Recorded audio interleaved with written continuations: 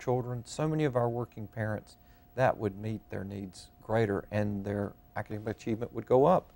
So what we seek as a board is the flexibility from the state.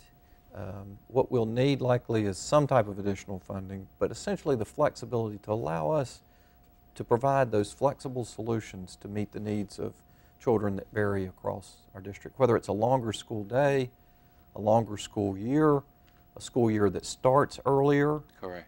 We need local flexibility to meet the variety of needs of our school children. And that would also assist in possibly staying out of trouble for some of the kids, because leaving, going home, they may run into some negative things, and by staying in school, they're able to stay around a positive environment. Absolutely, absolutely, and in some cases be challenged. Correct. In other cases just not be influenced in some of the negative ways they might be, but for the most part to realize somebody cares about them, and that someone's willing to spend the day with them, and that they're important, they're valued. Each child is valued. I think that's the message our children really yearn for, and to the degree we can provide that message and that care in a longer period of time during the day, focused on education, will be a win for all of us. It's proven.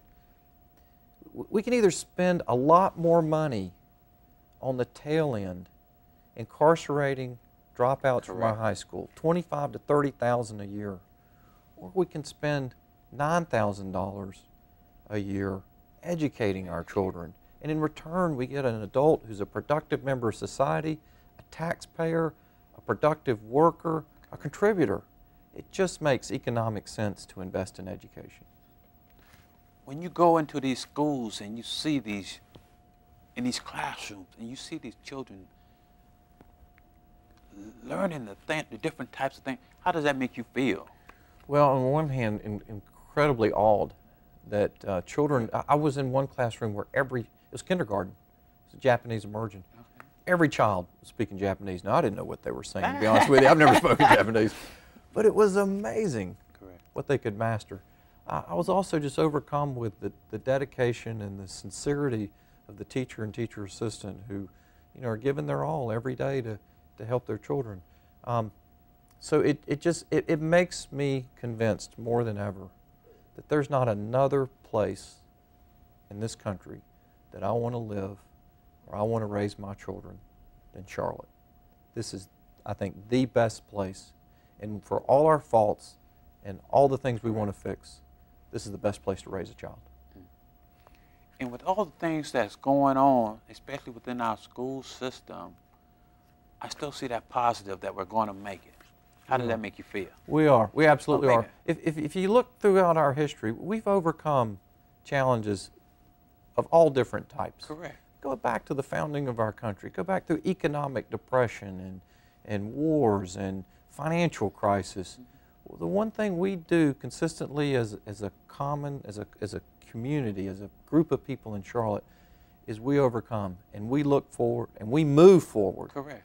And I just believe that spirit is so pervasive and so strong that it will help us overcome the challenges we face today and leave our community a better place for our children. What is your kind of like your main focus for achieving for this upcoming school year? What's kind of like the basic? The most basic is that as a school system is around performance management, effective teaching, principal leadership. We are committed to putting the resources where they're most needed, to having our most effective teachers in front of the children who need them the most, to making sure that every school has a leader people believe in, parents can buy into, and have faith and confidence that they can leave their most precious possession in the hands of that principal every day, and at the end of the day they'll have had a good experience. We have a long way to go to make that perfect, but effective teaching, principal leadership, focus on performance and results, a positive experience, always striving to do more and better. That's our focus this year.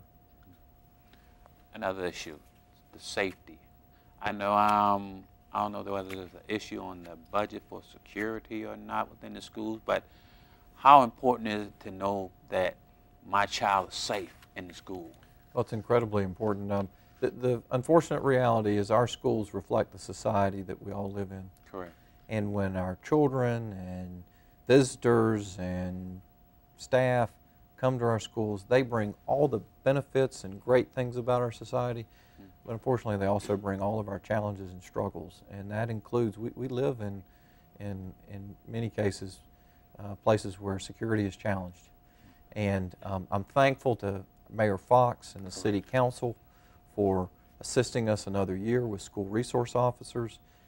We're doing everything we can to build a safe, disciplined environment, which includes dealing with students who have not demonstrated the appreciation of the privilege to go to school in CMS. And when they do not demonstrate that they can handle that responsibility and care for other students and not put other students in jeopardy, we're going to deal with them. Yes, sir. But there's also a sense of children being disciplined, but having the opportunity to learn from that experience and to move forward and to stay in school. So we're trying to provide the right amount of balanced judgment in corrective discipline while protecting all students. I know as far as accomplishment, what would you consider to be some of the biggest accomplishments that you've seen since you've been chairman? Well, I would say over the longer than just my 18 months as chair, but over the last few years, our school district has closed the academic achievement gap more than any other large urban district. We are a few years ago, we were behind the state. Correct. We were behind Wake County. We were behind many of our other peers. Due to the focus on effective teaching and principal leadership, due to the dedicated service of our teachers, due to the caring love and support of our parents, we've caught Wake County. Correct. Particularly for African American students. We're beating the pants off of Wake. That's great. And we need to continue that progress. We need to continue that growth, and I'm confident we will. We have such a wide range of needs. Our real objective, we've got to figure out how to customize education for each child, which is a tall order. But at the end of the day, that's what it's about. Correct. An adult connecting with a child, imparting some knowledge, and the child using that knowledge to live in a better world. That's what we're all about. Okay, we're running short on time, Mr. Davis. Parent University. Tell us a little bit about that. I think that's a wonderful way that the school system is trying to reach out and connect to parents and provide them assistance so that parents can provide what the child needs. Correct. It's a wonderful program. I think coupled with that are things that churches are doing. Christ Episcopal is doing wonderful work at McClintock. I mentioned Friendship earlier is doing some great work. Park Road Baptist is doing some terrific work at Sedgefield. There's just a whole host of churches that are doing great things to help parents help students. Correct. And part of solving the education challenges we face is it's bigger than a school system. Correct. It requires our faith community, our county government, our city government, our community as a whole. Correct. To come together and support children in the way they're needed in order to get a good education.